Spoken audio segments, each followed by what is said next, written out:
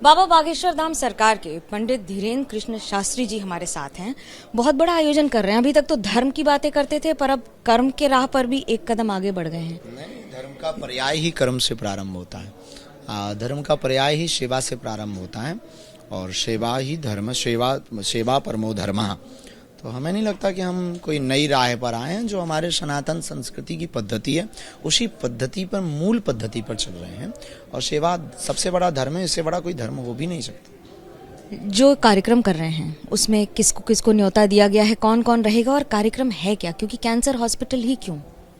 एक तो बुंदेलखंड बड़ा पलायनवादी क्षेत्र है, बड़ा पिछड़ा विछड़ा है, आर्थिक तंगी से जूझता हुआ ये क्षेत्र है।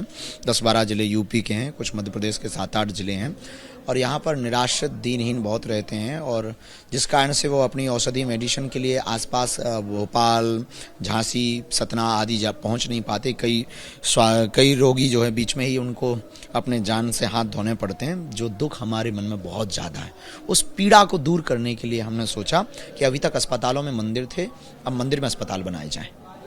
जब आप बात करते हैं इस तरह की, कभी कोई ऐसा निजी दुख भी रहा है जिसको देखकर कभी दृढ़ निश्चय किया हो कि ये करूँगा?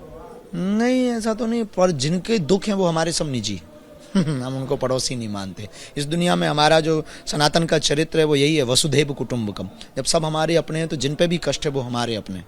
जब आप कष्टों की बात करते हैं तो बार बार नेताओं को बुलाना, लोग कह रहे हैं कि ऐसा तो नहीं कि बाबा अब नेतागिरी की तरफ बढ़ रहे हैं? नहीं नहीं नहीं, दोनों अलग अलग पर्याय। धर्म से राजनीति चलती है, राजनीति से धर्म थोड़ी चलता है। तो नेताओं को बुलाना कोई बुरा नहीं है और वो भी एक इस देश को आगे बढ़ाने के लिए सबसे बड़ा साधन है। तो हमें नहीं लगता कि उनसे कोई इस देश में ऐसा भी कोई नहीं है जो उनसे अछूता हो, क्योंकि पद्धति इस पूरे देश को क्या, पूरी दुनिया को चलाने की पद्धति राजनीति है। धर्मनीति और राजनीति दो ही, व्यासपीठ और राजपीठ दो ही पीठ हैं। तो हमें नहीं लगता है कि हमें किसी भी प्रकार से उनको बुलाने में झिझक रखनी चाहिए। आमंत्रण दे सकते हैं, सबको दे सकते हैं, केवल राजनेताओं क्यों, हम सबको आमंत्रण देते हैं। अब आप भी तो आए, तो आप तो पत्रकार हैं, तो जो भी आवे हम सबका स्वागत करते हैं। प्रधानमंत्री को आपने न्योता दिया, बातचीत हुई, क्या जवाब आया? कोई ऐसी बात जो हमेशा याद रहेगी? हाँ, एक बात हमको बहुत याद रहेगी, हम देखते हैं। और फिर ठीक बाद हमको एक खबर मिली कि हम यहाँ पर बुंदेलखंड के भाग्य खुले हैं और बुंदेलखंड में सबसे बड़ा उपहार, और 23 फरवरी को वो ऐतिहासिक दिन होगा जब पूरे विश्व के सबसे लोकप्रिय नेता यशस्वी माननीय प्रधानमंत्री जी यहाँ पहुँचेंगे। तो ये विराटता, विजन, मिशन जो उनका है, राष्ट्र के प्रति उनका जो समर्पण है और बुंदेलखंड के प्रति जो उनका ममत्व है, निश्चित रूप से ये हमको हृदय छू करके गई है कि उन्होंने सहज से निमंत्रण को इतना विराट और भव्य त्योहार उत्सव बनाया। इसके लिए निश्चित रूप से वो साधुवाद के पात्र हैं। इससे पहले भी कई बार मिले हैं, कोई एक ऐसी बात जो आपको याद रहे? मैंने देखा है बड़ा इंटरेक्शन आपका मिजाज वाला रहता है उनके साथ। हाँ, ठीक है, सहजता है उनका, वो विनम्र भाव, उनकी वो सहजता और सभी संतों के प्रति और सनातन के प्रति उनका समर्पण। ऐसा तो कुछ नहीं, बस ये एक बहुत अद्भुत चीज़ है। वो सबको जानते हैं, पर्सनली तौर पर जानते हैं, उसकी से जुड़ी हुई चीज़ों के बारे में पूछते हैं। ये उनके अंदर जो सबसे बड़ी खूबी है। हमसे हमारी संबंध में ये तो बताना पड़ेगा, ऐसे चलता रहता है जिंदगी ये तो ये अद्भुत है उनके पास। बताएंगे नहीं? नहीं, ठीक है, बहुत है। जब आप अभी विवाह की बात कर रहे हैं, कई बालिकाओं का विवाह होगा करीब, और उसमें खुद राष्ट्रपति मौजूद रहेंगी। कई बहनों का ये भी सवाल है कि बाबा के विवाह की पर्ची कब निकलेगी? पर्ची निकालने की बहुत ज़्यादा ज़रूरत नहीं है। हम जल्दी गृहस्थ जीवन में जाएंगे, ये भी कोई बहुत बड़ी बात नहीं है। देश का कोई बहुत बड़ा मुद्दा नहीं, कुछ हमारे निजी सपने हैं जो हमको सोने नहीं दे रहे हैं। हमें इस देश के लिए, इस क्षेत्र के लिए बहुत कुछ करके आगे बढ़ना है। तो गृहस्थ में जाना है, थोड़ा रुक करके जाना है। कुछ सोचा है? धर्मपत्नी हमसफर कैसा होगा? कोई मापदंड? माता पिता चाहेंगे, कोई मापदंड नहीं। हमारे तौलने से कुछ होना नहीं। हमारे माता पिता, गुरुदेव भगवान जो चाहेंगे वही होगा, क्योंकि हमारी जो परंपरा है वो परंपरा, परिवार की परंपरा है, उनकी नियमावली, उस नियमों के अनुसार ही हम अपना जीवन जीते हैं। जब महाकुंभ में महासंग्राम हो रखा है, बार बार पूछा जाता है कि पानी शुद्ध नहीं है, तो अखिलेश यादव ने तो यहाँ तक कह दिया है कि ये पानी भारतीय जनता पार्टी के नेताओं को पिलाइए, तब उसके बाद देखा जाएगा। आप कैसे देखते हैं इस तरह की? हमारी दृष्टि ऐसी कभी नहीं रही। हम व्यवस्था से ज़्यादा आस्था लेकर के गए, तो हम व्यवस्था को लेकर के हम कभी विचार नहीं करते हैं। और सबकी अपनी अपनी मति है। किसी को भगवान का मंदिर का मठ दिखाई देता है, किसी को गुम्मद दिखाई देती है, किसी को मूर्ति दिखाई देती है, तो किसी को पुजारी दिखाई देता है, तो किसी को चढ़ावा दिखाई देता है। अपनी अपनी दृष्टि है। ममता बनर्जी ने तो खुद ही कह दिया कि ये महाकुंभ नहीं मृत्यु कुंभ है, इस तरह की शब्दावली का उपयोग। निश्चित रूप से उनकी मानसिकता ये दर्शा रही है कि वो कट्टर हिंदू विरोधी हैं। अब उनके शब्द बयान जो आपने बताए वो तो ऐसे ही लग रहे हैं। वो तो कहती हैं कि मैं ब्राह्मण हूँ, मैं काली पूजा करती हूँ, इस तरह की बातें। भगवान की बड़ी कृपा, भगवान ऐसी सब पर कृपा बनाए रखें, पर ऐसे बयानों से वो बचें। जब आप पूजा पाठ करते हैं तो बहुत सारी ऐसी बातें होती हैं महाकुंभ को लेकर या बाकी सब को लेकर, इस समय फिलहाल धर्म पर सवाल उठते हैं। क्या ये बात सच है कि धीरेन्द्र शास्त्री जी को मुसलमानों से दिक्कत है? बिल्कुल भी नहीं। क्यों दिक्कत है? और हमारा उन्होंने उखाड़ा क्या है? हमें अगर मुसलमानों से दिक्कत होती तो रहीम रसखान को हम स्वीकार नहीं करते। हमें अगर मुसलमानों से दिक्कत होती तो हम मिसाइल मैन अब्दुल कलाम को स्वीकार नहीं करते। हमें मुसलमानों से किस बात की दिक्कत हो, क्यों होगी? ये तो हमें लगता है एक बेफिजूली का ह्यूमर उड़ाया हुआ है। हमें उन लोगों से दिक्कत है जो गजवाए हिंद चाहते हैं। हमें उन लोगों से दिक्कत है जो भारत तेरे टुकड़े होंगे।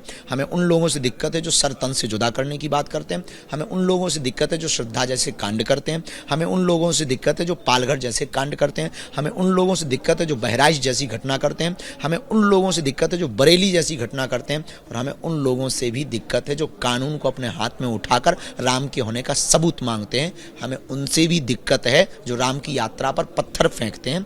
हमें उनसे भी दिक्कत है राम काल्पनिक है जो ऐसे बयान देते हैं। और ऐसे लोगों से दिक्कत हमें लगता है कि हमें बनी रहनी चाहिए। जब आप लव जिहाद की बात करते हैं तो 20 राज्यों में तो एनडीए की सरकार है या फिर राइट विंग सरकार है, कानून ला ही सकते हैं? आपको लगता है ले आना चाहिए पूरे देश में? उससे ज़्यादा लोगों को, सरकार के भरोसे आप कब तक जियोगे? हम तो लोगों की क्रांति के, लोगों के विचारों की क्रांति चाहते हैं। सरकार अपना कार्य कर रही है पर लोगों को खुद कुछ करना पड़ेगा, लोगों को खुद जगना पड़ेगा, अलर्ट होना पड़ेगा। आप अलर्ट नहीं होंगे तो सरकार के कानून से कुछ, कानून इस देश में कितने नहीं है, पर जरूरी थोड़ी कि सभी कानून पर जो लोगों के अंदर विचार जागृति हो जाएगी वो व्यापक काम करेगा और सदियों तक काम करेगा। जब ओटीटी की बात होती है तो एक से एक शब्दावली का इस्तेमाल हुआ है, रणवीर अहबादिया से लेकर कई यूट्यूबर्स ने देखा। सुनते होंगे आप भी, युवाओं को लेकर टेंशन होता है? ऐसा सुना नहीं है पर मीडिया के थ्रू हमको पता लगा है, तो हमको ये तो लगा ये फुहड़ता है, उस पर बयान भी, प्रतिक्रिया भी नहीं। जब आप इस समय बात कर रहे हैं तो ओटीटी आप खुद भी देखते हैं क्या? कोई समय मिलता है देखने के लिए? अब 2:30-3 बजे तो आपके साथ इंटरव्यू में बैठे। व्यूअर्स को जरूर बताओगी कि इस समय 3 से 3:30 का समय हो रहा है, ब्रह्म मुहूर्त है, सोए नहीं है। ऐसा नहीं कि उठ के इंटरव्यू दे रहे हैं, सोए ही नहीं हैं। तो अब ये पूछूं क्या कि ऊर्जा आती कहाँ से है? ये जिस व्यक्ति का आहार शुद्ध होता है उस व्यक्ति के जीवन में ये तो हो ही जाता है, भगवान की कृपा है। तो ऊर्जा का सबसे बड़ा कारण एक तो कि आहार बहुत कंट्रोल है, हम बहुत लिमिटेड भोजन, एक टाइम भोजन करना, एक टाइम फलाहार लेना, और कभी कभी व्यायाम भी कर लेते हैं, थोड़ा मौका मिल जाता है तो योग भी कर लेते हैं। बाकी ऊर्जा का सबसे बड़ा तो यही कारण है, और कुछ भी कारण नहीं। फेवरेट हीरोइन कौन है? मैं जरा अलग जाकर पूछ रही हूँ। फेवरेट हीरोइन कौन है? हीरोइन तो फेवरेट नहीं है पर फेवरेट हीरो जरूर है, बजरंगबली।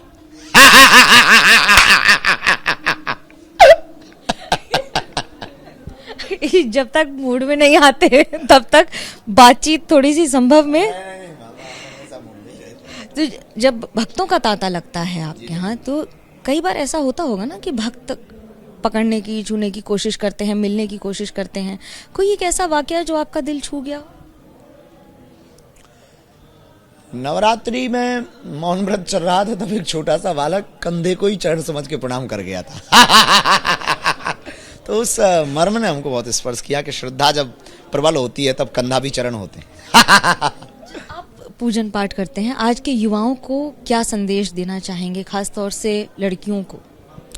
हाँ, किसी को खास तौर से नहीं, पर युवाओं को हम यूँ कह सकते हैं कि अपनी ज़िंदगी के कुछ क्षण ऐसे होते हैं जिन क्षणों को हम बेफिजूली में गुजार देते हैं। और दो ही एक सर्वोत्तम उपाय हैं अपनी ज़िंदगी के, कि दौड़ते हुए घोड़ों का चित्र या उगते हुए सूर्य का चित्र लगाने से सफलता नहीं मिल सकती है। सूर्योदय के पहले तुम्हें जागना पड़ेगा और घोड़ों से तेज तुम्हें दौड़ना पड़ेगा, तभी आप सक्सेसफुल हो सकते हैं। हिंदू राष्ट्र की परिभाषा क्या है आपके लिए? राम राज्य की स्थापना, वैदिक परंपरा के अंतर्गत जीवन शैली, रामचरितमानस का राष्ट्रीय ग्रंथ घोषित होना, गाय माता को राष्ट्रमाता का दर्जा प्राप्त होना, वैदिक न्याय प्रणाली पद्धति का दंड संहिता लागू होना, आचार्य संतों की महिमाओं पर किसी भी प्रकार से खंडन ना हो एवं देश की सनातन संस्कृति का मंडन हो, और नारी यहाँ पर भोग्या नहीं पूज्या हो। इस प्रकार की व्यवस्था हमारी हिंदू राष्ट्र की परिकल्पना है। रोहिंग्या और बांग्लादेशियों से कितना खतरा है भारत को? उतना ही खतरा है जितना आपको शुगर से खतरा शरीर को। बहुत छोटा, बिल्कुल नहीं। बहुत छोटा। इससे अब ये रोग वही जान सकते जिन्हें शुगर रोग होगा। जब आप बात कर रहे हैं, मेरा आखिरी सवाल मैं ये समझना चाहूंगी कि अगले जन्म में क्या बनना चाहेंगे?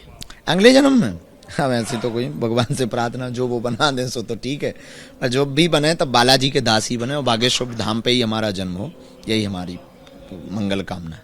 कहते हैं ना, जा पर कृपा राम की होई, ता पर कृपा करे सब कोई।